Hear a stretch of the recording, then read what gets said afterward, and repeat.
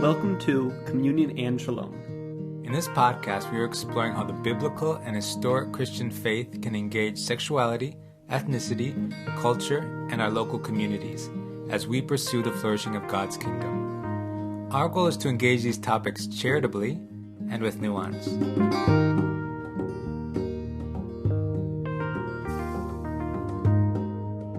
Hello and welcome back to another episode of Communion and Shalom. TJ and I are here, and we are here with our dear friend, Daniel Quinan. Daniel, thank you for joining us today. Yeah, thank you. Happy to be here. Could you just give a little bit of introduction? There's much more to say about you than just that you're an old friend of ours. So, who are you? Where are you from? Where are your people from? Where do you find belonging nowadays? Sure. So you can feel free to ask me follow-up questions as needed, because talking about myself is not my strength. But I grew up on the East Coast. It's kind of split between Massachusetts and Virginia. Now, after getting a canon law degree, working out here in St. Paul, Minnesota, I've been here coming up on 10 years and don't see that changing anytime soon. So I guess I'm now Minnesotan. Otherwise, a whole bunch of friend groups spread out across, the cities, or even with college friends across the United States to some extent. Mostly connected with a lot of people from Eden Invitation here in the Twin Cities, and Revoice Side B friends to some extent outside the cities. Otherwise, friends, family from high school, college. So it depends. We're here especially to interview you, hear about the Catholic canon law tradition on questions of sexuality and sex, because this is, you're not only Catholic, but are a canon lawyer. But can you, how have you always been Catholic? Has your family always been Catholic? Yeah, always been Catholic, born and raised. I think my parents, were also raised Catholic, but they were not as involved in their faith until they started doing some homeschooling with us as we were younger. So they like to say, I think, that they learned a lot alongside us to some extent. Okay. Can you just explain a little bit of how did you get connected with canon law? What's your experience with it? Sure. I would say it was a convergence of interests. So in college, a primary liberal arts degree, college degree at Thomas Aquinas College, focused on philosophy and theology. I didn't want to teach, so pursuing those as a degree seemed unclear what I would do with it. I had some, parents and grandparents pointing out that they thought law might be a good fit based on the way I liked to engage in arguments and things of that sort. And then putting those three together kind of converged on there is a legal option that's in the philosophy and theological tradition that I could go into. So that was a pretty quick sell once I put those pieces together. Could you also talk about your connection to Side B? How did you get there to be connected? Yeah, to so there was a college friend who connected me with the Facebook group, which I think still exists, but I have not been as involved in. There's the Side B Facebook group, and I think it was even out of that group that the Revoice conference grew out of. But I was connected with them, and through them met some friends in the Twin Cities. Ended up living with Chris Damian, who was involved in that Facebook group initially. So those kind of roots. Beyond that, it was then just kind of continuing to attending the conferences, attending some of the retreats that were offered, and eventually connecting with Eden Invitation after, I guess, they started to exist. And it's fun because the episode that we'll release right before this episode will be with Anna and Shannon from Eden Invitation. Yeah. So that's, we love what's happening in the Catholic world. Sometimes the Protestant and Catholic communities don't talk a lot, so sometimes our language forms a little bit differently. So that's part of what we're wanting to learn, is both to learn from you on canon law and how it can help us think through these questions around sexuality, sex, sexual attraction, but also just to learn more of how the Catholic communities are processing this. So, TJ, do you want to kick us off with some initial basic questions in our inquiry? I'm happy to. Before that, though, I think we should talk. I just want to ask Daniel about sexuality, because we want our listeners to be clear, kind of your positionality in the conversation. So would you be willing to just talk about maybe how you sexually identify or how your sexuality is played out in your life?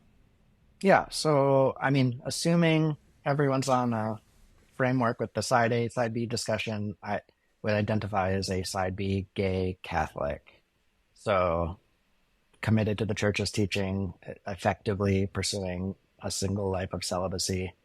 What was that like? Was that a hard process? Did you have like coming out process when you're younger? What was it like being a young gay Catholic boy?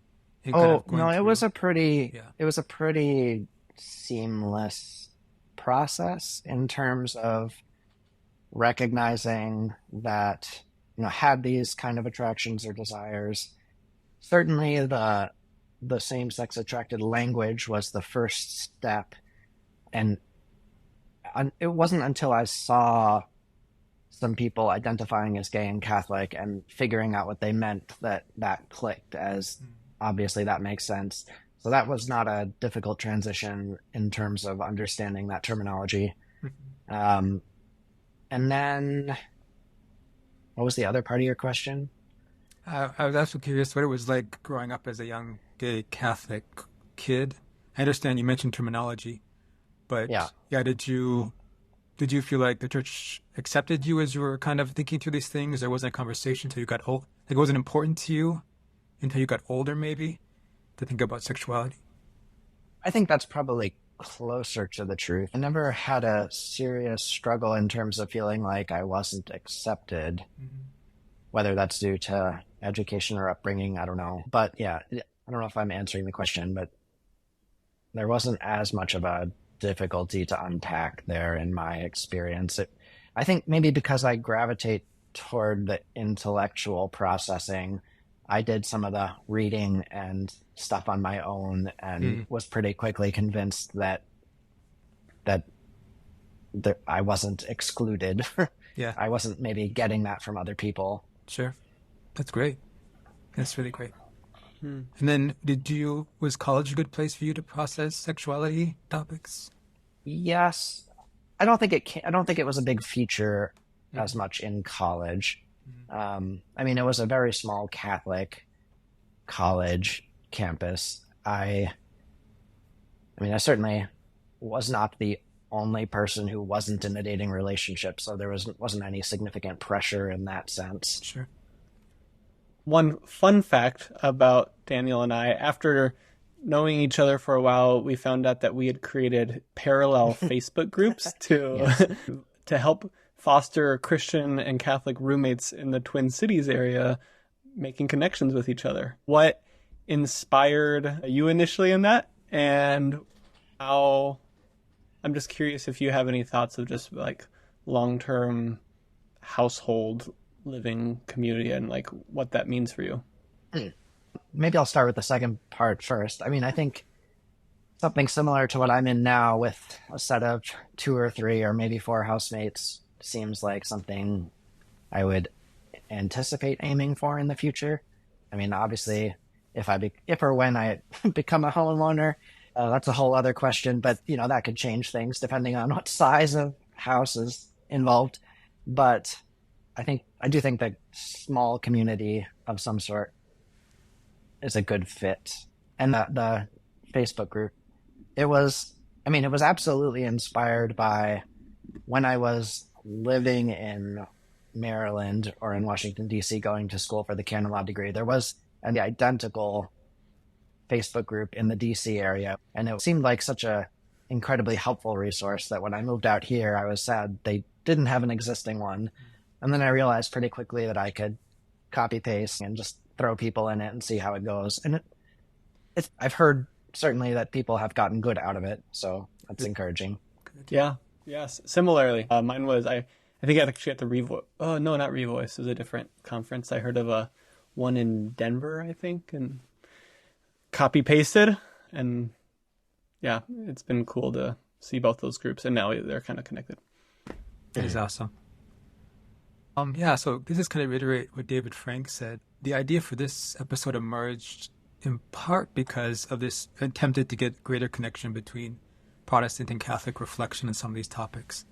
But also that I think emerged in part from my own interest and reliance historically, I guess, in using kind of Catholic sources for thinking about some of these questions. Thank you again for coming, Daniel. Kind of to start with the basic question, we've been mentioning canon law. So I'm going to ask you, the canon lawyer, what is canon law and how does it impact the life of the church? So, I mean, the nutshell version is that canon law is how the Catholic Church organizes and governs itself. It's a whole system of laws and legal principles used both in the Latin or Western and Eastern Catholic churches. And to a similar extent, it's also in the Eastern Orthodox churches. I believe they have their own, and maybe not the same extent of a system, but I think they absolutely have a system of canon law. And it comes historically from the Greek word for rule or norm, canons. And so when the church promulgated rulings, they were published as canons. So you get those coming out of the Council of Nicaea or the Council of Trent. There's the whole, books written on the history of how this evolved, but you eventually have canons also being promulgated directly by popes. It's a fully developed legal system, shares a lot of roots with I think the common law English system, but it's, effectively the first and oldest continuously functioning legal system in the Western world, so to speak. So it contains ecclesiastical laws governing church membership, administration of sacraments, rights of clerics and laity, procedures, penalties, finances, liturgy. It's a lot. I'm curious, now that you say this, how does the canon law tradition work? Like you told us what it is, but how does it work? And what sources do you use?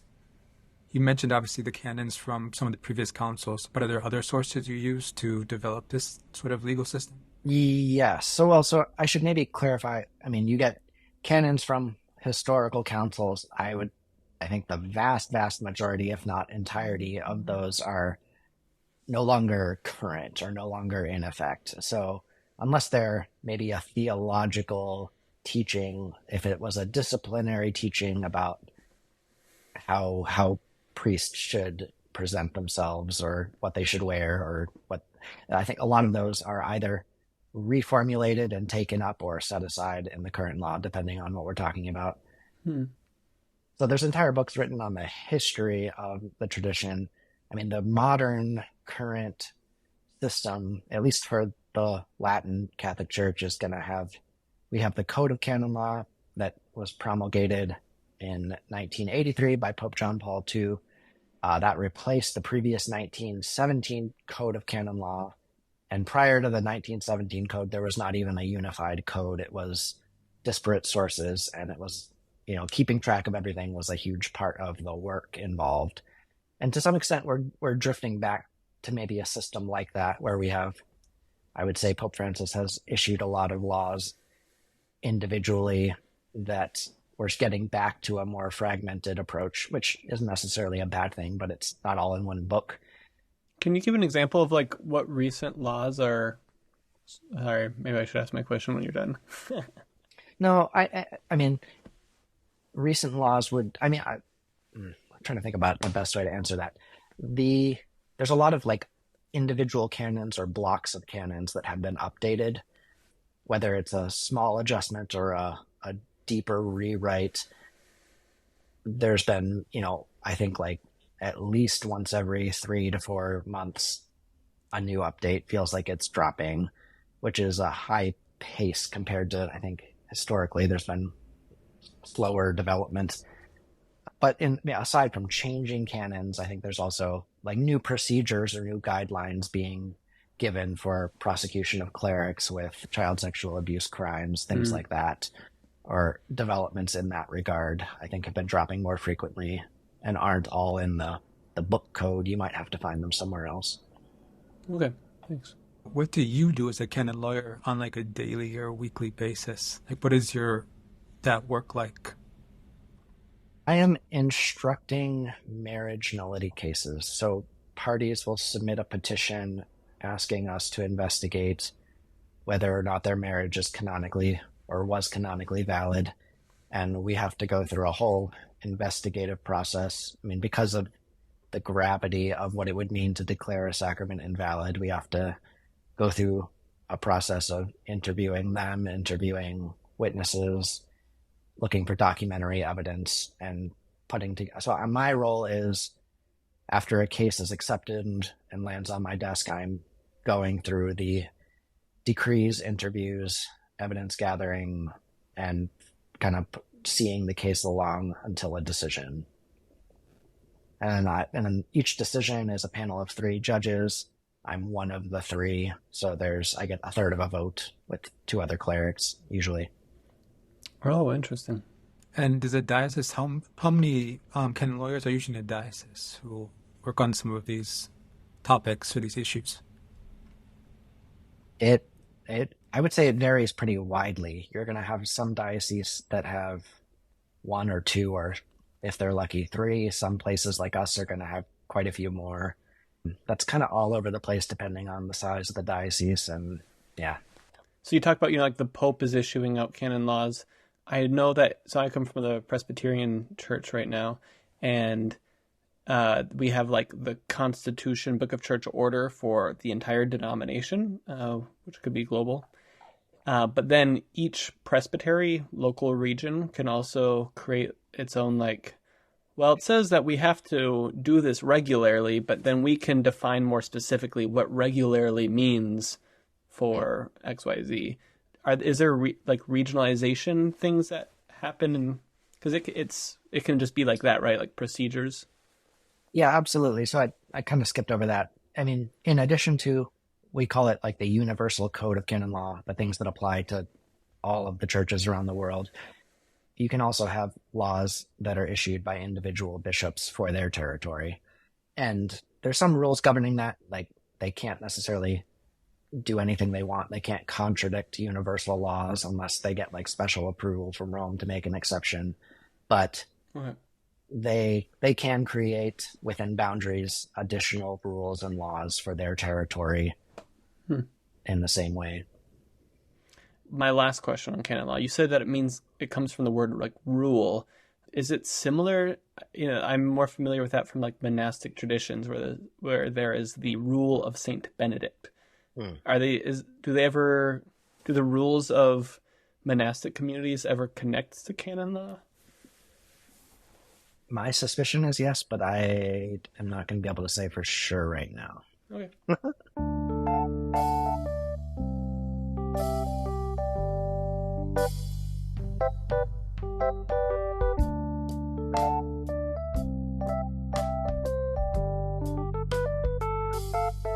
Thanks so much, Daniel, for providing us a brief intro into canon law.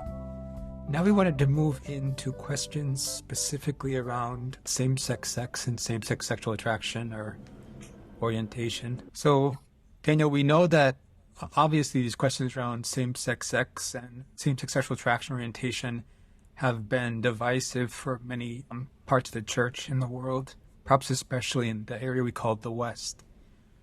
How do you think, as a gay, side B, celibate canon lawyer, how do you think we should be approaching these questions about same-sex sex and same-sex attraction, orientation, et cetera, and from your experience as a canon lawyer and being part of the church for a long time?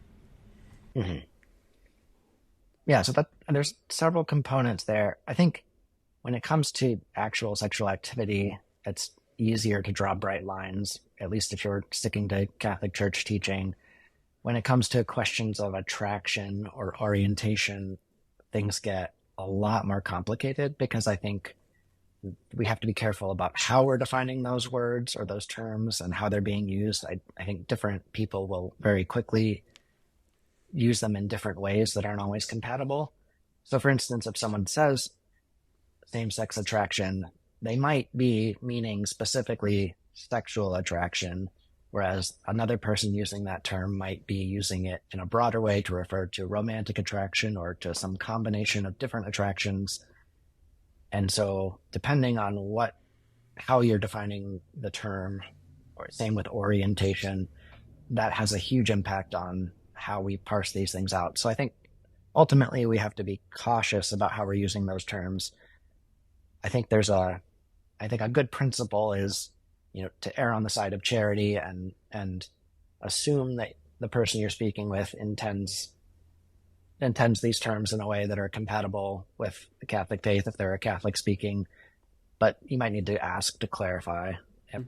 There's unfortunately not like consensus, I think, in any church on these things, but I have noticed that there does seem to often be some more commonality among Catholics. What are some of on these questions around same-sex attraction and orientation, what are some of the strengths from the Catholic tradition? What wells are y'all drawing from?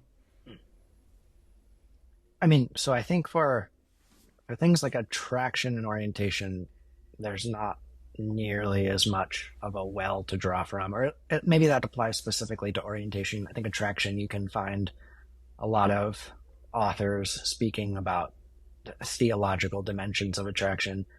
When it comes to the wells that are being drawn from for teachings on sexual activity, those are going to go back to, the whole development of philosophy in the Catholic Church, with, I guess, primarily going to have the Aristotelian tradition intersecting with Aquinas and how he takes that up and brings it in, and how it's in dialogue with other philosophical traditions.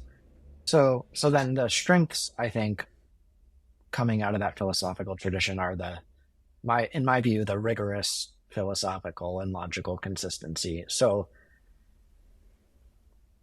as I understand it, and I think what eventually helped convince me that it made sense, was seeing the Catholic teaching on sexual ethics as a very seamless garment in a way, with a internal logic that accounts for all of the strange little details and all of the traditional sexual prohibitions in a pretty logical and airtight manner once you get the starting principles locked down.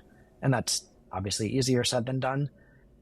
Maybe an example here is, if you're analyzing sexual activity from a philosophical or traditional natural law perspective, it makes a huge difference if the procreative element is something that is morally essential or radically optional. It was clear to me that if the procreative element is radically optional and can be set aside, then the objections to things like contraception and homosexual sex collapse very quickly. So without that theological or philosophical link, or that moral claim, you have an entire realm of non-procreative sexual activity that seems logically permissible, at least if you're not going to make a special appeal to scripture. And even that goes down a whole rabbit hole of interpretations and traditions and reinterpretations or developments that can make that disputed question. And so I think that logical coherence, as I understand it, is the strength in my mind. And so the traditionally forbidden sexual activities kind of stand or fall together. It's all or nothing. You have to kind of pick a lane and go all in on whether those things stand or fall together. Yeah, Judge Daniel, would you tell us what natural law is in the Catholic tradition? So I'm going to speak off the top of my head, and it's the kind of thing I would pull out Aquinas and go double check. But it boils down to natural law being understood as the rule of reason. And what that means is, the way Aquinas, I think, frames it, is that what we do is we look at, we look out at the world, we look at nature, we look at our nature and the nature of things, and we, using our reason, reflect on what is conducive to the flourishing of that nature, of what it is or what it's intended to be. But it boils down to what is reasonable or unreasonable according to the nature of the thing. In principle, even if it's difficult to get agreement on, it's something that in theory does not require Scripture does not require special divine revelation is something that any philosopher could, in theory, work their way toward. Maybe a good example here is actually, Aquinas would certainly say, and I would argue, the existence of God. You have a whole set of arguments about, maybe even if you don't think it's like the Judeo-Christian God, you have arguments about why there has to be some kind of being that is eternal, because things can't arise from nothing. If you can't trace it back.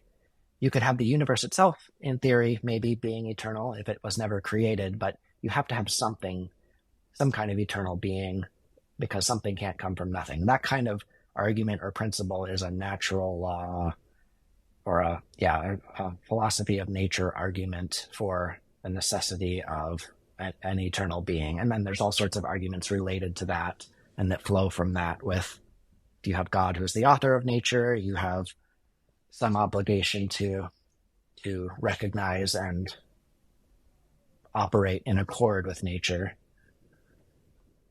Yeah, another example might be like, I don't have super in-depth moral ethics related to this, but just like the nature of what is food for would be a natural law question. Yes. You don't probably go to the scriptures. You might find things that, like God has given this thing for, that does help remind us of how God wants to give this as good gifts, etc. But you can also just look at food, and everybody without ever reading the scriptures knows food is for eating.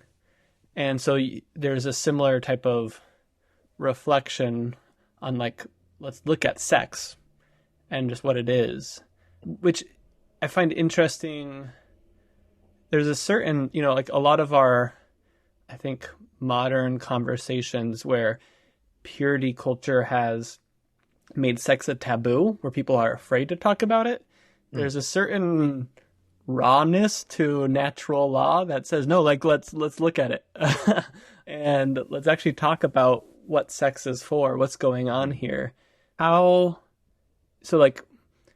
think modern cover, like, well, actually, like, sex is very pleasurable, and like, so consent and pleasure become the primary paradigms of, or primary goals, kind of components of, like, good sexual experiences.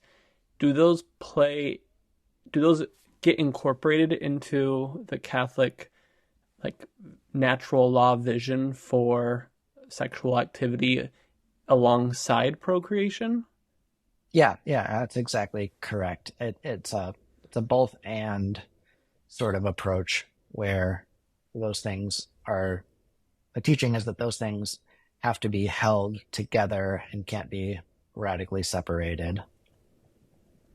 And can you talk about ways that, just maybe more personally, in what ways have you seen like a internal coherence that has helped you that has guided your side B conviction and for you to trust the views of the Catholic Church? Have you found competing logics? I think yes and no. I mean, from within a Christian framework, I don't think I've found any competing logics, but I do think I think one thing that stands out to me is that, I mean, if you don't have scripture or a Christian or Catholic tradition to adhere to, it does make a lot of sense to me that you can have a very strong or coherent, radically permissive kind of sexual philosophy. I do think that still runs into natural law argument problems when it comes to the purpose of procreation and sexual activity. But if you see that as something optional, I don't think that's a crazy idea. If you see that as something optional, then that can logically take you down a very rigorously permissive attitude toward things like, I mean, homosexuality, sex work being, a good contraception. Again, there's a whole, anything that people consent to becomes in principle good or permissible or not something that others can really have an opinion on because they're not harming anyone or something along those lines. I think that can be a very compelling and coherent approach. And the problem is it runs into, I mean, for Christians, I think it runs into serious scriptural problems, but then it also, I would still maintain, runs into problems with the philosophical consistency with regarding what seems to be the natural purpose of sexual activity and why sex exists. So could you just keep rolling down that train? What, like, in this, as we're thinking about these things, what is sex for? Yeah, I mean, I think the simple, the brute natural answer is going to be that it's for reproduction. Like if why else would it exist if not for reproduction? That's clearly what the organs are designed or intended for, even what they evolved for. So I think this is going down a question of analyzing the nature of the body or the nature of the organ and what its, so to speak, its purpose is, whether you think that purpose is built into the nature of it here and now, or the reason it was given or why it evolved, but what its purpose is. And so I think the link on a biological level between sex and reproduction is clear to me. And then you get all of the questions about pleasure and the way it can draw people together. That's also linked to reproduction. Like that's generally going to encourage more reproduction. It's going to encourage people to stay together, to raise the children. I think those are the arguments about what its natural purpose is. Can you talk more about how those things relate then? For example, the maybe core purpose of reproduction, and then pleasure, and also maybe this bonding experience. Or how must they relate if reproduction is at the core somehow? I mean, so this is going more in the direction of, we haven't used this word yet, but the teleological analysis, which has to do with purposes. It's maybe just a fancier way of talking about natural law. But you look at what the core purpose of something is, whether it's given by nature or given by God, given by evolution, all of that is still going to be, God is the ultimate author of nature, no matter how it's created. So if we accept the premise that there's some purpose given by nature one way or another, then there's an ethical claim that follows about if nature has a purpose for sex, which is going to be also God's purpose for sex because he created nature, then we have an obligation to respect that and to operate in harmony with it. Even if we're adding our own purposes to it, maybe seeking pleasure, that still has to be done in harmony with nature's purpose and not radically or deliberately apart from it. And so all of the traditional sexual prohibitions are kind of tied to that philosophical premise. If there's a natural purpose to the sexual act, we can't just ethically disregard it. I feel like that, there's the part about being a creature, respecting the way that we have been created, that God's design. It's a huge part of the natural law, and I think it's like how much freedom is there to creatively play with, what has been created, and when does that creative use of ourselves, our bodies, food, turn into abuse of these goods, of abuse of the design. Yeah. It also occurs to me, I kind of didn't complete this thought earlier, or I started down a track and didn't finish it. But, following up on if you think the existence of God is something that is accessible without revelation by natural reason, so to speak, you have a similar thing happening where because there's some kind of creator, you have an obligation to give worship or to honor the creator. And different traditions will reach toward that in different ways. And maybe Christians think because of revelation, there's a special way we're instructed to do that.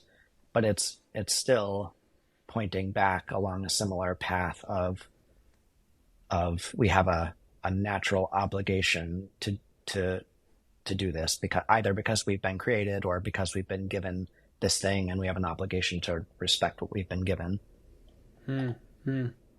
This makes me think that some modern people are like particularly like I don't know what to say, but like they've been particularly raised in a way against some of these ways of thinking of God, ways of thinking of creation. Like they don't have a connection to transcendence. So they don't see like God's immanence being throughout the world or something. So it seems like only the most virtuous of pagans would recognize natural law in the way you're talking about. Maybe that's not true everywhere, but that's kind of what I feel when you talk about it that way.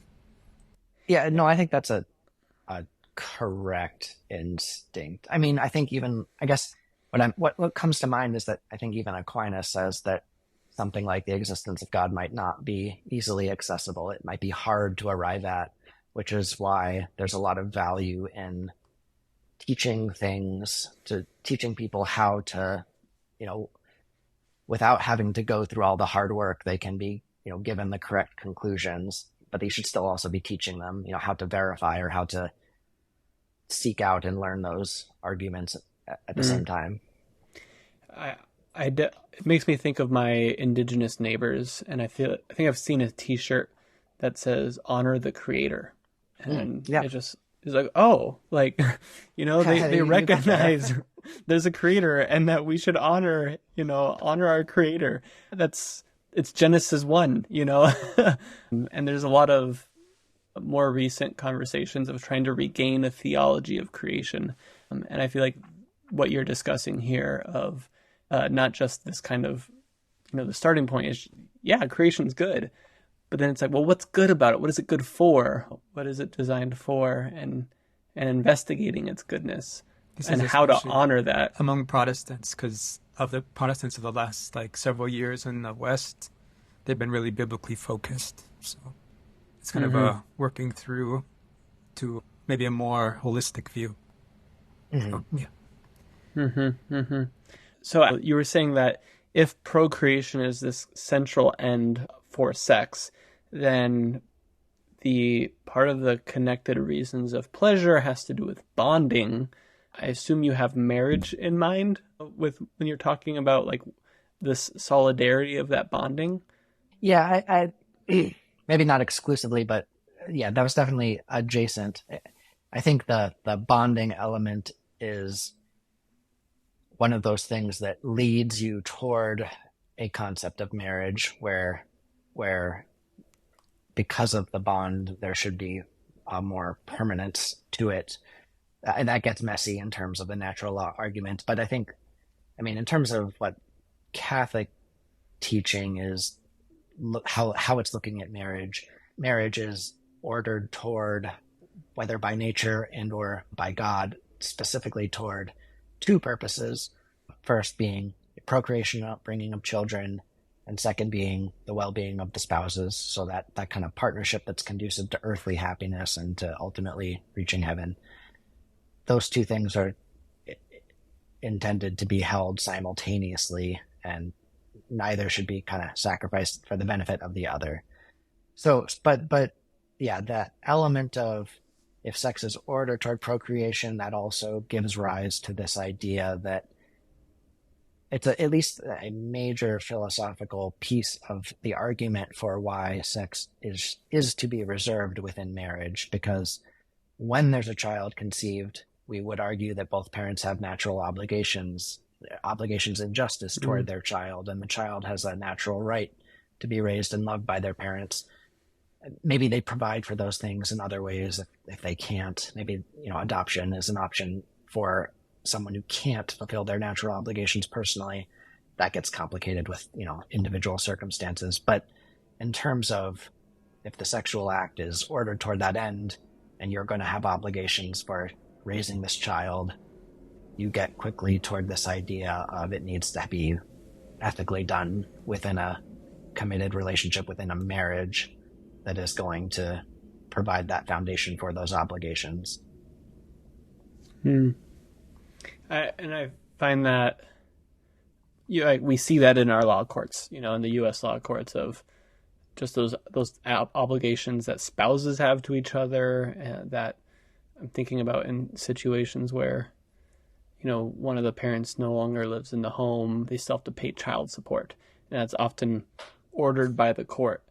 And I don't know, I feel like sometimes we skip over the philosophical, like what's philosophically grounding that those U.S.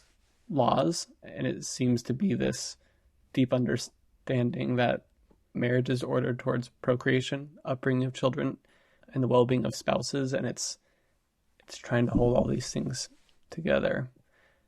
I don't know enough about the exact history of the United States law on marriage to say how accurate that is. I suspect it's largely true, if only because of the history of marriage is pretty consistent up until, the last 60, 70, 80 years, give or take.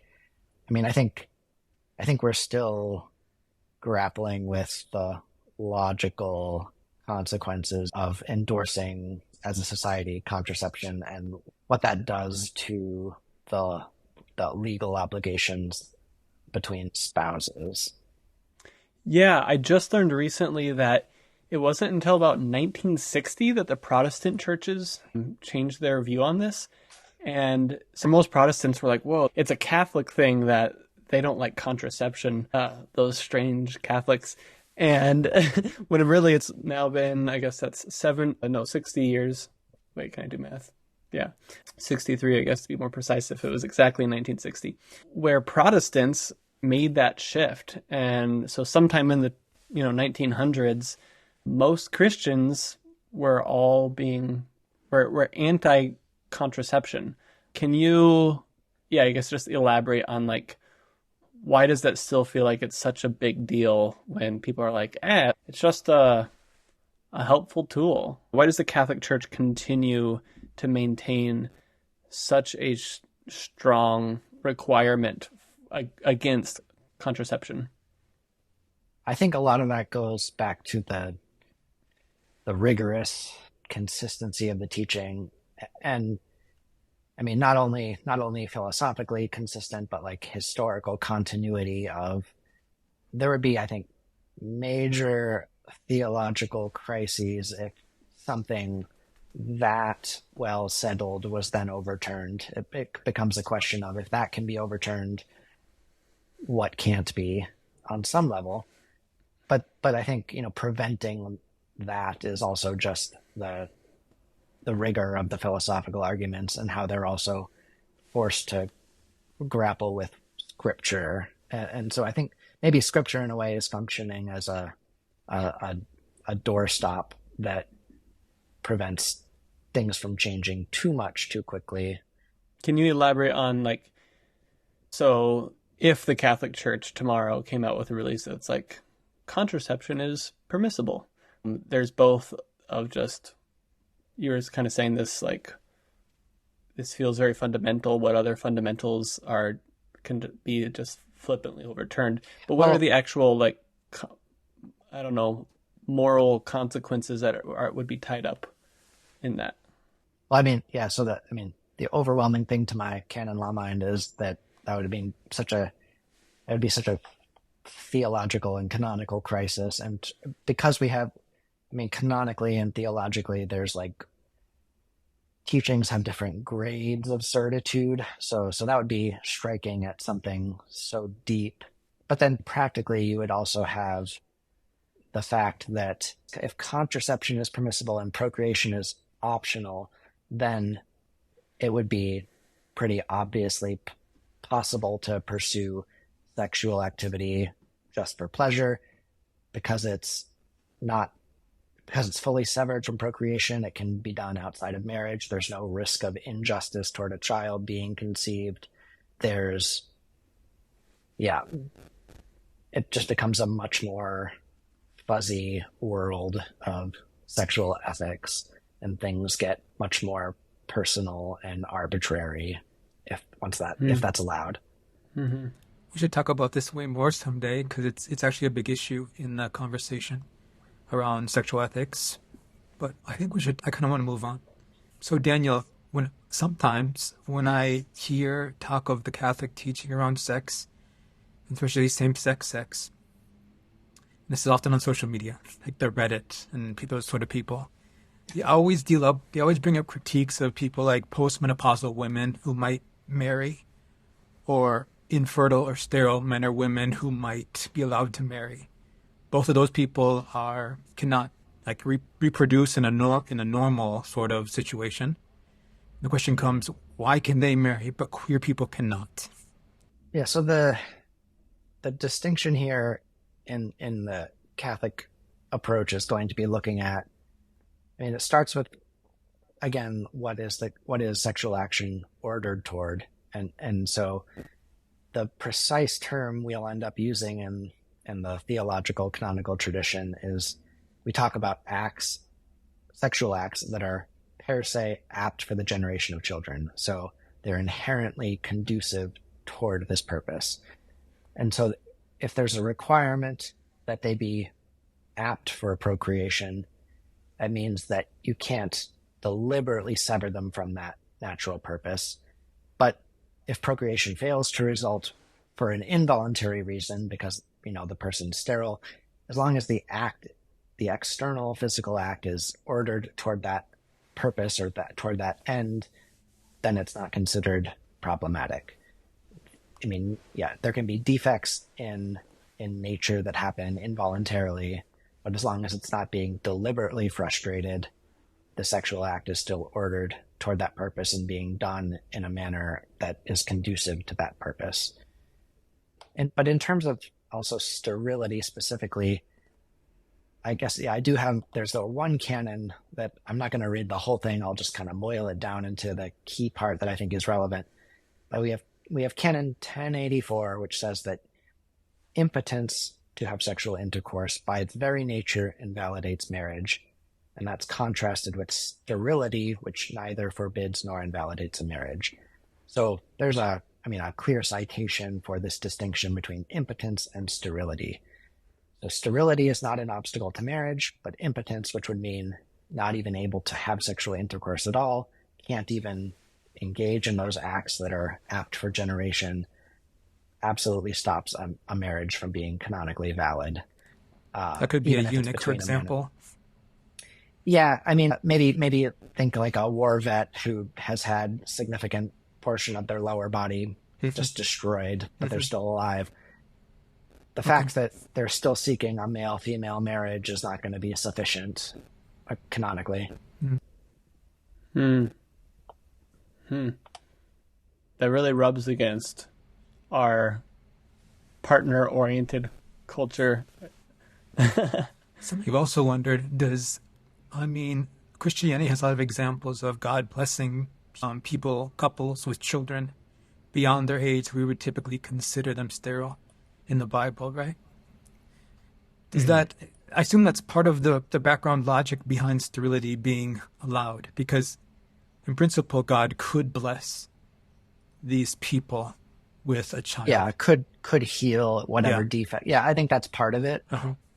In any case, you end up with, again, those two core purposes of marriage or of sexual activity, and if you take either one away, taking either one away results in something that the Catholic Church doesn't consider marriage. So if it's a sexual partnership that's radically incapable of even aiming at procreation, or if it's even a sexual partnership that's exclusively dedicated to procreation to such an extent that it's like an abusive relationship, neither of those is going to meet the Catholic understanding of marriage.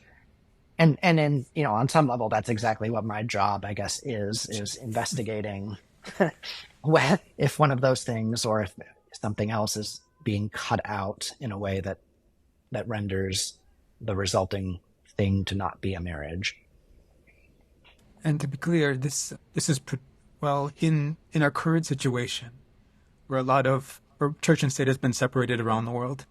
This teaching is for marriages in the church, but doesn't necessarily touch marriages that the state conducts. Okay, maybe I shouldn't get into this actually, because marriage regimes around the world are kind of complicated. But yeah, well, I think it's worth maybe just saying that, the state may or may not define marriage with other conditions, but as far as the Catholic view of marriage is concerned, I mean, the state, what we would say is something like the state can get its definition correct or it can get it wrong. Mm-hmm. So if the state defines it in such a way that we're radically disagreeing with what it is, then we're encountering like a deep equivocation. People are using the same word in two radically different ways. Mm-hmm. Mm. Sure. You mentioned, the example of a war vet on one end. Did you give an example of on the other end of where maybe procreation is fully in view, but the other purposes of marriage are not? I didn't give an example, but I mean, it would be something like your stereotypical abusive husband or cult who's treating their women as like baby making factories and nothing more. Mm-hmm. Like that is going to cut so deeply against the nature of marriage as a partnership that if that lands on my desk, it's almost certainly going to be invalid. Mm-hmm. Mm-hmm. I think there's also another, I don't think this is bad personally, but there are marriages that don't revolve around romance, a word I hate, but instead they have children and their life partners somehow together, right? I think that would qualify, even if they don't have that romantic connection that a lot of like Westerners. Yeah, absolutely. It could. Yeah. Yep. That's correct. And so that really, because you do say that the spouses have to be like dedicated for the good of each other, not just children and raising the children, but also the mutual good of each other, which is big, a big part of the marriage vows, is that care. And I guess we hear those so romantically, and I think like the good that we're pursuing for each other is this romantic. TJ, you hate that word for good reason, because it's like, well, what do we mean by that? There's lots of things that are meant by that too. Yeah. So, yeah. But I guess, have you come across in your profession people who have the potency for sexual intercourse and procreation, and also have the desire to create a well-ordered household that is mutually supportive for husband and wife, but they're pretty, maybe like the emotional romantic vibes are kind of absent? And yeah, I've certainly come across some cases that seem like that. Those are, they're difficult because it might be a very sympathetic story on the one hand, but if we're committed to truth-seeking and we can't change the nature, we can't just snap our fingers to dissolve a marriage if we think it was truly valid, then we might have to give a negative decision to a situation like that. It could be a situation where in theory they might be permitted to separate if it's intolerable, but they might not be able to remarry. Mm-hmm. I think some mixed orientation marriages touch what you are talking about, David Frank. Not some, they differ in different ways, but some I think kind of are in that realm of what you want to ask about.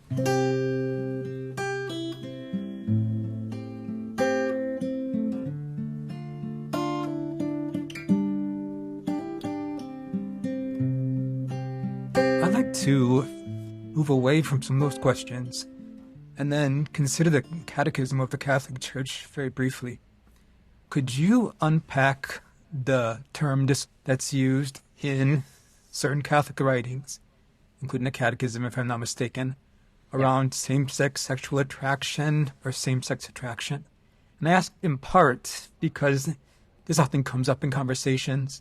I've seen former side B Catholics who are now side A. They're just like, oh, I hate that language. Like, that language is terrible, blah, blah, blah. But at the same time, me, as a Protestant, reader of Catholic works, I've appreciated the language. It's actually been helpful for me to kind of put certain pieces together. And I think a lot of words can be abusive or helpful, depending on how they're used, depending on the context. But I'd love to hear your thoughts on that. Like, what does that mean when it's talked about in some of these Catholic documents?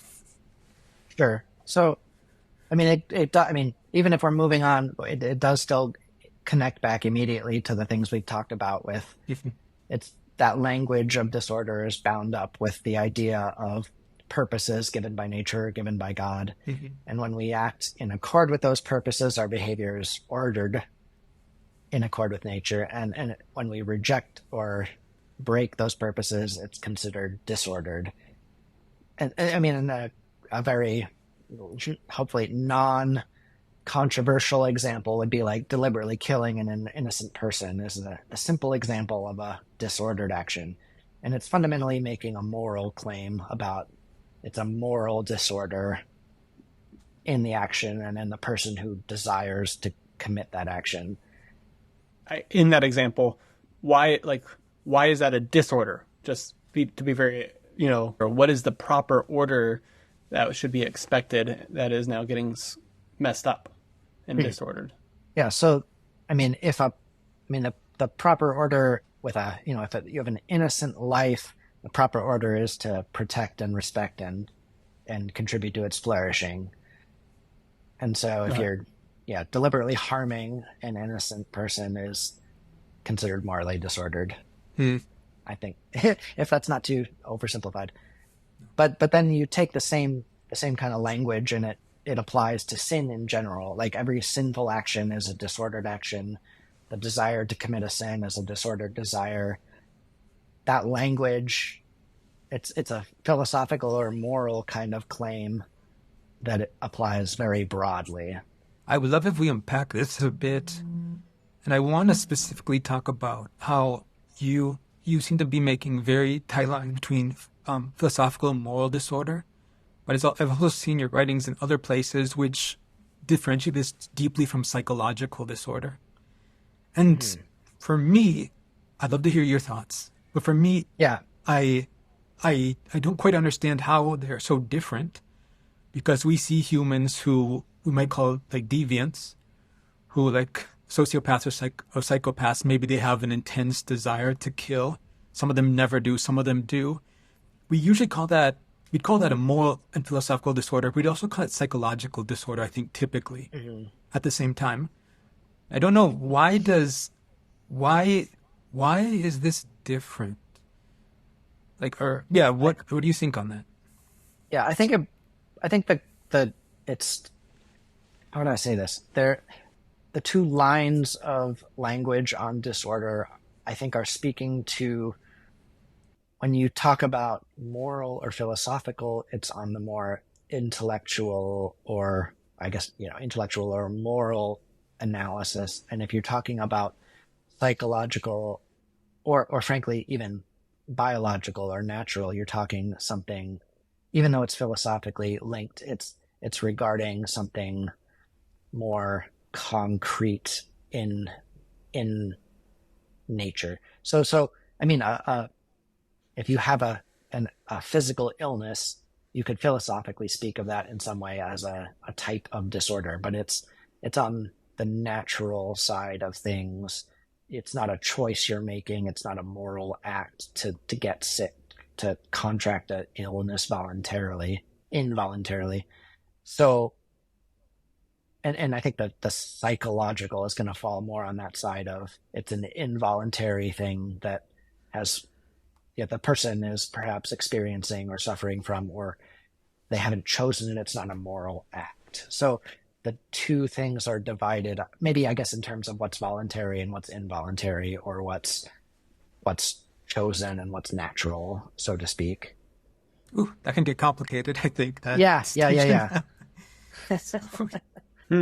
I feel, TJ, that your question brings up when homosexuality used to be in the DSM, Psychiatrist Handbook, of, was having homosexual attraction a psychological disorder, right?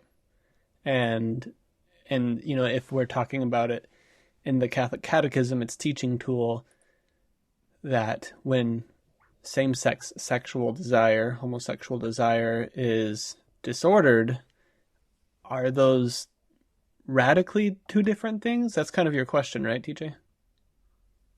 Yes, and I asked it in part because I still see the human being as united, and I don't always. I know you do as well. I know Catholics do as well, and I don't understand quite how we. It seems like abstraction versus the actual lives of the human person. And I don't understand how we talk about it easily. Especially, part of this is on our podcast, we've been using, even in our conversations, we've been using metaphors of disability for queerness. Like that's kind of like moved up in importance among us. And that obviously starts touching ideas of disorder at the same time. So, yeah, I'm just trying to understand why. Yeah. Why. And in some ways, it seems like it doesn't want to be said because it hits people the wrong way. I think like that's they feel it. probably a large part of it. Yeah. I mean, yeah, I guess what I'm thinking is that, I mean, like as you said, like there is a unity of the person. These things you can't absolutely perhaps separate them out entirely. There's going to be impact or overlap between them. But I think it has more to do with the notion of disorder in our imagination or in our understanding representing something more dramatic or outside. It's outside the range of what's normal. You know, we might like philosophically say like getting sick with flu every year. It's a sort of disorder, but it's within the bounds of what's normal. It's not going to end up in the DSM. It's not. So yeah, there's this notion of what's normal to experience or what's not normal to experience, what's causing suffering or causing unhealthy behavior, what needs treatment, or what is maybe on philosophically some level not ideal, but is normal, so to speak, in a fallen world. That kind of hits, I'm a social scientist, that kind of hits like the center of like, cultural politics, how cultures define themselves, like what's deviant, what's not. How do we, by saying this is deviant, these people in the middle, like we're good. Like those are the deviants out there. But also how we talk about them. So yeah, I appreciate your thoughts so much. I was wondering, could you, go ahead, David Frank, you have a question? Sorry. Maybe just a comment. I'm just thinking about these layers of, social perception of, I don't know if you mentioned, lying as a sin that is philosophically, we'd say that's disordered. Language is meant to be ordered towards truth-telling. Relationships are meant to be ordered towards truth and harmony. And so lying is disordered, cuts against that. But someone who lies, like how regularly does it have to get? How psychologically bent does someone have to be on lying before we're like, oh, I feel like there's a word for that in the DSM. It could be like compulsive lying or some kind of, you might consider some type that of compulsive lying disorder. Yeah. And I do think there's a continuum there that even I think sometimes we'll see in like marriage cases I work on where there's something of a blurry continuum between a full-blown disorder on the one hand that's something maybe more involuntary or it's taken on a life of its own that it's almost too difficult to control versus a simple sinful action. And then in between you have like vice, which is a habit, but it might be a habit that's not so extreme that you can't control it. You could step away from it with just a fair amount of effort. You have a bit of a continuum between sin, habit, vice, and something that's more compulsive or extreme or randomly the spectrum of disorder. Randomly, this reminds me of I worked for Catholic Charities for a time when I was in school, and it's a Catholic organization in the U.S. and maybe outside that I think is under the bishops, but it's meant to kind of support the people impoverished, support people in need.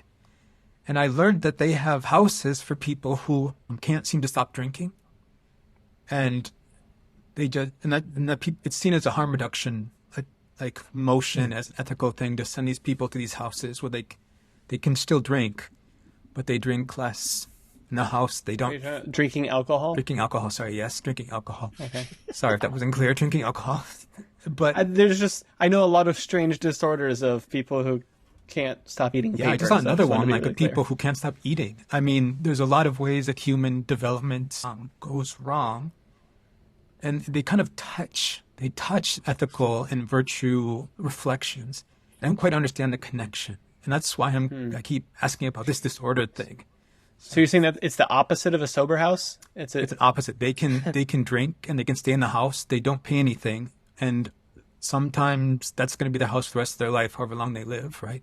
Because it's decided they don't have the capacity, just in normal terms, of stopping drinking alcohol in excess, basically. Yeah. So I don't know. I don't know if you want to go into this, but what are other things that are considered disordered in the Catechism? Yeah, so there's a whole, you can compile the list or text search it to pull them all out.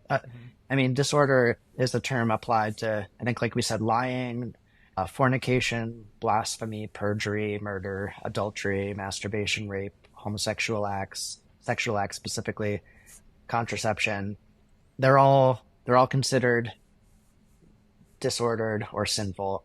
And I think that connects back to this notion of moral, primarily a moral disorder. So you have another citation that is relevant, at least for the Catholic Catechism here, is 2351, that says, sexual pleasure is morally disordered when sought for itself, isolated from its procreative and unitive purposes. So when you have a clear claim like that, then you can apply language of disorder, and again, moral disorder, to all of these actions that sever those things. And when we speak of intrinsic disorder, it's linking back to this theological notion of intrinsically evil, like there's no circumstance that could justify it. Intrinsic refers to the nature of the act and whether or not it could be justified under some circumstances. And if there's such an action, such as maybe murder, to make it clear, but if there's such an action that can never be justified under any circumstances, then it's intrinsically evil, and that desire to do such a thing is intrinsically disordered. And so that gets applied to all of these different things. Do you think that the Church or the editors of the Catechism would ever change this language of intrinsically disordered? Is it likely? I don't know about likely. I think it's a kind of a ongoing discussion, I think, right now in some ways. So I think it's entirely possible. I think if it happened, it would cause, a lot of confusion, and it would need to be done in such a way that it's being very clear about maybe it's a pastoral change in language and why it's being done, what it does mean and what it doesn't mean. It would involve, I think, a lot of explanation that would be difficult to convey quickly. But whether or not it happens, yeah, I think it's possible. I don't know about probable, but I could, in an ideal world, I might be inclined to support such a thing, but it would have to be like a change that's being done to the Catechism with an entire small encyclical attached explaining why the traditional teaching or why the traditional language existed, why it's still true, why it's being changed for pastoral reasons. It would be a lot. And to be clear, the intrinsically disordered language emerged relatively recently. Is that right? That particular English phrase. I don't think that particular phrase is very new. I think that section of the Catechism the Catechism actually as the form we have it now is very new. That was just promulgated by John Paul II, within living memory for most of us. I think prior to that, you had a lot of individual catechisms or maybe some that were updated from time to time. So updates to the Catechism in that sense aren't unusual. That specific paragraph, I guess you could say, is new and could be perhaps rewritten or clarified in ways that minimize the confusion if people are really struggling with it. So what are the options in the conversation around this language then? One is obviously keep it. What other options are there kind of available? I think you could adopt a phrase like morally disordered instead of intrinsically disordered. That might convey more of a notion of sin and less of people getting too off track about intrinsic disorder, meaning like a psychological DSM disorder. I think you could push more in the direction of speaking of moral disorder or even just avoid disorder entirely, refer to it as sinful, just full stop sinful, without using that philosophical language, and leave that more to the philosophers to unpack. Because we like catechism, are these Q&As that like, I know sometimes we use catechisms for children at our church, but we also use them in adult education. What's the context that this catechism is getting used? The catechism we have now, I think, is considered like a universal catechism. I believe it was originally intended to help create or local catechisms, but I think with maybe the explosion of the internet and things, it's kind of stood the test of time and become its own thing instead of just becoming a reference text for the building of smaller catechisms. Something else in the catechism that I wanted to ask you about. I don't know the section, but I know that there's a section in the catechism that says every sign of unjust discrimination regarding homosexual persons should be avoided. Would you comment on this? Does this help the Catholic Church be more kind, loving to queer people? Yeah, I think on some level it certainly does. I think it raises the bar, especially in terms of referring to every sign of unjust discrimination. You put the emphasis on even signs of discrimination, and that signals that the appearance of injustice should be avoided. At the same time, you have the phrase unjust discrimination, which it's kind of assuming the fact that it is unjust, which kicks off a whole debate about what is just discrimination or unjust discrimination. Mm-hmm. When is it justified? When is it not? And that part can spiral out real quick with viewpoints about what's just or unjust.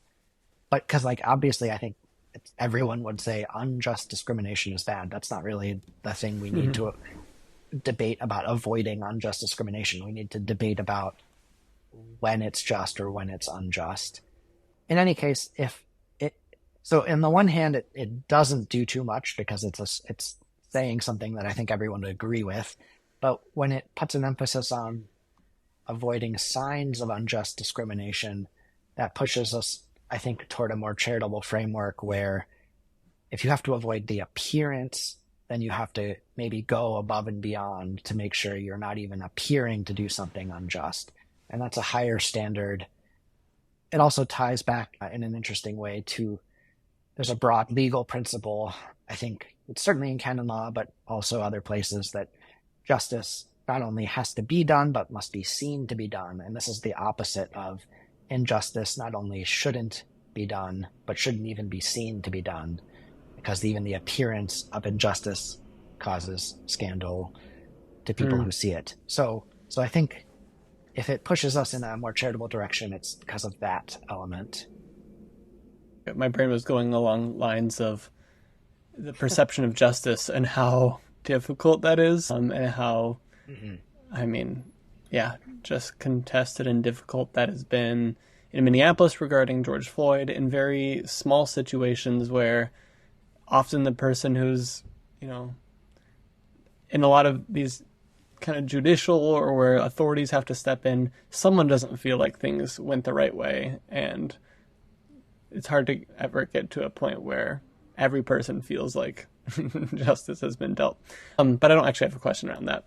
Just a general lamenting about the difficulty of justice. Do you know when this was written? You might have said earlier, but I'm just curious, when it says homosexual persons, because older translations of the Bible have used homosexuals, maybe homosexual persons, to indicate people who are practicing homosexual sex.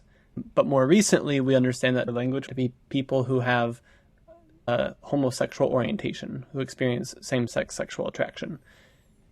Do you know what time period this is from, or where it's language? I do know that it's published in 1992, but from everything I've read and studied, I think that of those two things you were saying, the first one, where the phrase homosexual persons refers to people who are engaging in that sexual activity, I think that's what the catechism is almost absolutely referring to. It does not have that broader notion of orientation yet. It has has some seeds of it, perhaps, in terms of referring to people who have this inclination, but it's even that gets messy, where the inclination, I think, refers more properly to a behavioral inclination, not a emotional or affective inclination. But I mean, that is it's on the cusp of the development, I think, in the cultural distinction between orientation and behavior.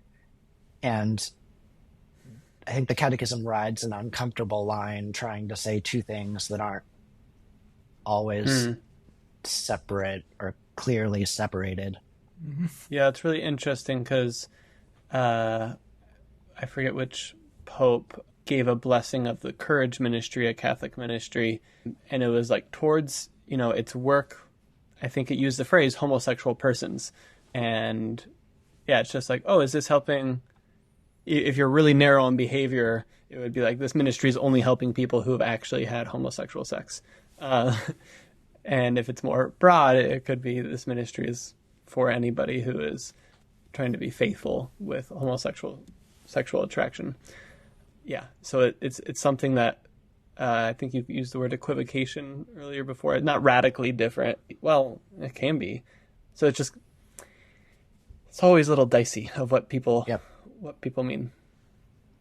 I think it becomes even dicier when they're looking towards authoritative documents. Like, that's the thing that has the complexity, because that's what they view as a standard, And it's kind of like the Presbyterian, that letter that they sent. I forgot what it's called, but I think you know.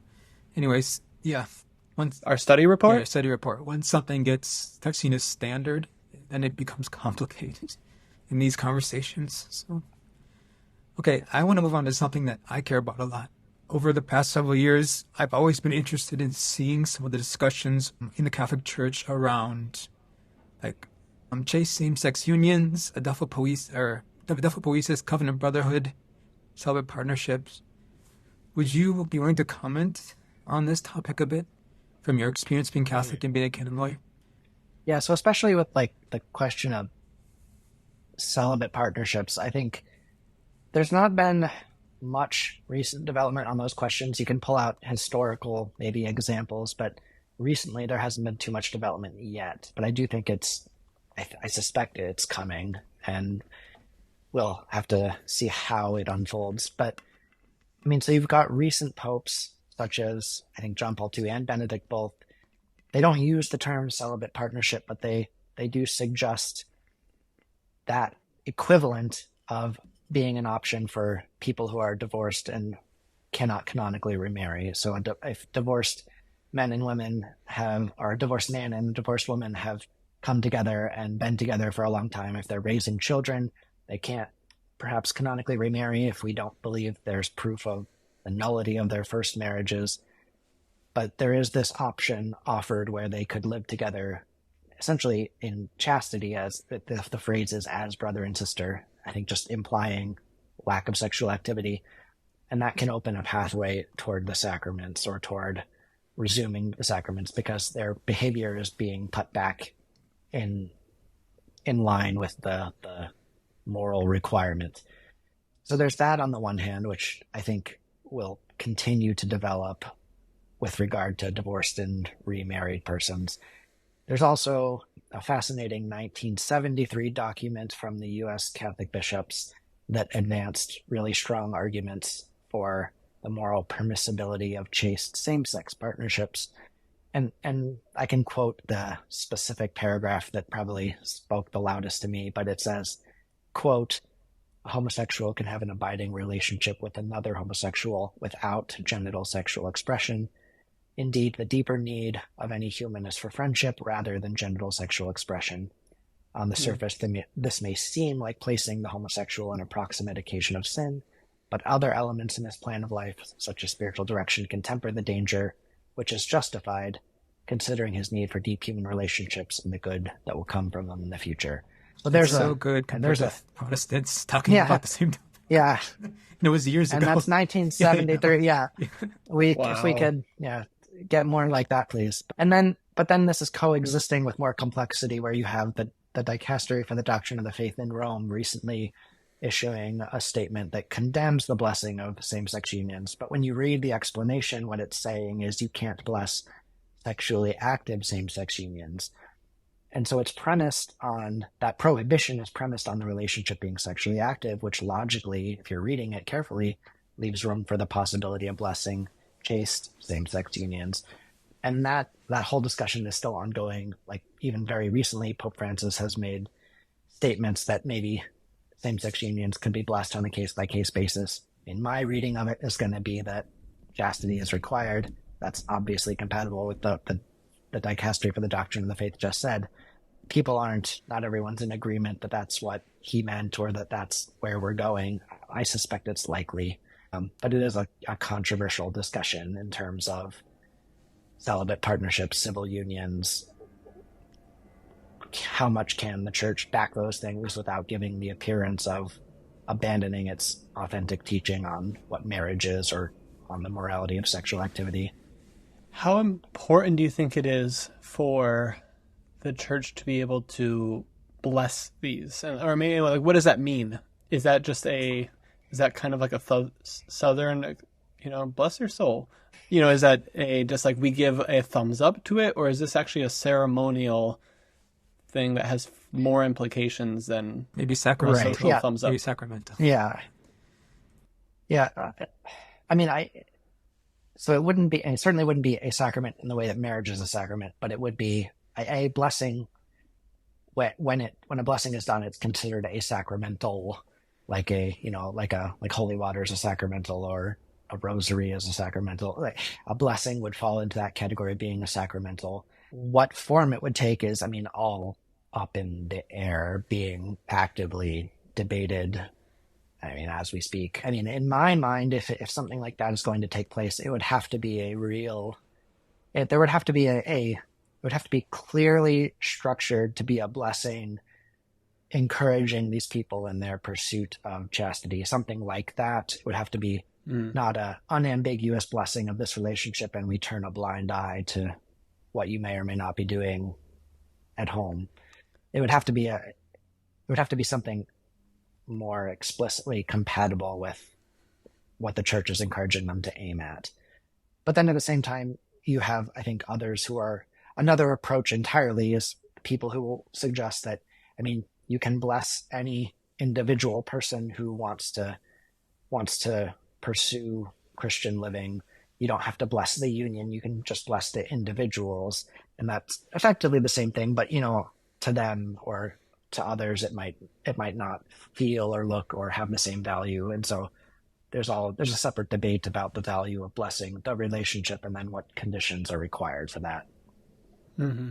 So you mentioned like rosaries. I think when I was at the De Montreville Jesuit Retreat Center, there was a time where people could bring up prayer ropes, maybe even, I don't know if they had little crucifixes, images of Jesus' crucifixion that could be blessed. And you said that's a sacramental. It's kind of here's an object that is being blessed and spiritually encouraged for your spiritual edification. Is that accurate?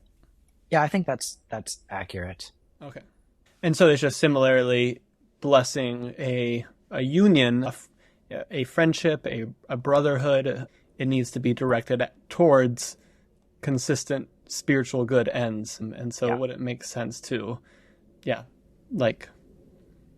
bless some other type of, whether it's an object or a relationship that is disordered. Essentially, if it's not compatible with the Christian faith, I don't think you can bless it. Okay. And that would be, for the Catholic Church understood in a very specific way. Others might have to explore or debate what it means to be compatible with the Christian faith if we don't all agree exactly what that means. If things were, how important would it be? Like, I'm just wondering, when these blessings are being given, like, could your house say, hey, could we, we're trying to form an intentional rhythm of prayer in our community and a place of hospitality. Can you come bless the work that we're doing and the unity that we have as housemates? Is that in the same category, or am I off in left field? Mm, it's definitely, I think, on the same continuum. I think things like that can be done and are done. I think where we run into difficulty with same-sex unions or with divorced and remarried couples is that it's often so close to ambiguity about if it's a sexual relationship or not. If it's just a household work, you don't typically have that question arising. Hey, I want to ask another question that may be controversial. I'll provide you a bit of this rationale. When I started engaging in the Side B community, I was a little bit surprised to see that some Side B people really seemed to put a lot of their affection, I guess, towards Father James Martin, a Catholic priest who engages in a lot of queer conversations and topics. I think most people who are in the conversation around sexuality and faith in the U.S. probably know of him, and they kind of know of his work. But I want to ask, what do you think about him? Yeah, what has your been? Maybe you have had evolving thoughts, but what do you think about him? Yeah, so I don't have a very clear opinion about him. There's many things I've seen that I've liked, and there's a lot of questions I've seen that I don't have confident answers to. So, I mean, to make a little bit of a joke compared to, we've talked about things being ordered. I think his work is generally ordered toward praiseworthy purposes. He's aiming at a lot of things that I would agree with or that are compatible with the Catholic faith and with greater dignity and respect for LGBT persons. I think at the same time, I'm skeptical of his deeper commitment or lack of perhaps commitment to the stability of Catholic doctrine on sexual ethics. I think I was impressed at one point when I think he went on record saying he affirms and agrees with the Church's teaching, but what he kind of leaves unclear is whether he agrees that teaching can or can't be changed, and that's going to have a huge impact on what we're aiming at or working toward. So it's just it's not anything he says that leaves me with the concern so much as his silence and things he doesn't say. And that applies to a lot of people who are, having this debate or this discussion. Often I think they're pushing for good things, but if they're not equally committed to the Church's teaching remaining what it is, then that's dragging us back to having a debate about can it be changed, can it not be changed, or how much. And we're not making progress on paths forward that are compatible with the Church's teaching, which is what I'm much more interested in. The question around blessing of same-sex chaste unions is not a matter of changing any doctrine. Is it kind of like changing a procedure or adding a procedure or adding a I guess something like that. You would have to, typically you'd want to have some kind of text approved for the blessing. You could probably you could ask a priest. You could probably just do a generic blessing that doesn't have a whole small ritual behind it. But a lot of blessings, like there's liturgical or quasi-liturgical texts drafted for the blessing of those things. What do you think is the vision for queer, LGBT, gay, homosexual, same-sex attracted persons in the Church? What would be the shape of a good society for said persons? And what would life look like that would allow them to flourish? Yeah, so I think, maybe preliminary is you want to go back to that question of unjust discrimination. We want to work toward eradicating that wherever it exists. But beyond that, in order to flourish, I think my answer is that you want to encourage a society that offers a diversity of options. And so essentially you would look at, what's morally possible, what's morally licit. All of those things should be on the table for discernment. So, religious life, holy orders for people who are truly committed to and capable of maintaining chastity, maybe marriage to someone of, the opposite sex, if they like a mixed orientation marriage, if they genuinely feel called to it, or pursuing chastity as a single person, either on their own or in a community life of some sort. Even celibate partnerships kind of being on that spectrum of the smallest possible community life. I think all of those options should be on the table, should be encouraged to flourish in ways that are compatible with the Church's vision for human sexuality.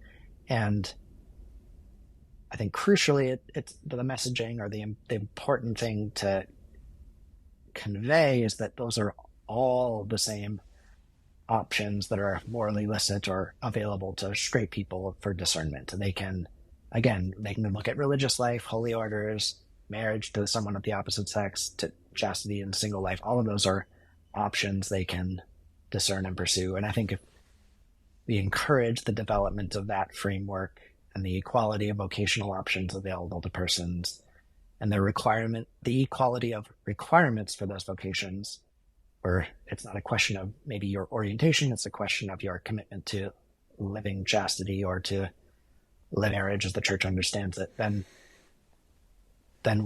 that's the kind of society I think we are going to want to aim toward cultivating. Thank you. Dr. Frank, do you have any other questions? I have no further questions. I just am thankful for the straight answers you give and the strong assumption that, chastity is achievable generally. Like it's actually a livable solution. There's so much of this that is very countercultural, and even as far as I am just a little bit taken aback by the husband and wives who live together as brother and sister. That's just so strange, but I'm just interested in continuing to think about how we can holistically order our lives in these kinds of coherent ways that actually make maybe not immediate sense to the watching world, but have this deep harmony with God's design. So that's a long way of saying thank you for stirring my thoughts. Thank you, Daniel. Appreciate so much that you came on. Thank you for having me. Hey listeners, I want to let you know about the Communion and Shalom Patreon. Joining the Patreon community not only supports this podcast, but gives you the opportunity to listen to bonus content, give input on future episodes, and submit questions for a patron-only Q&A.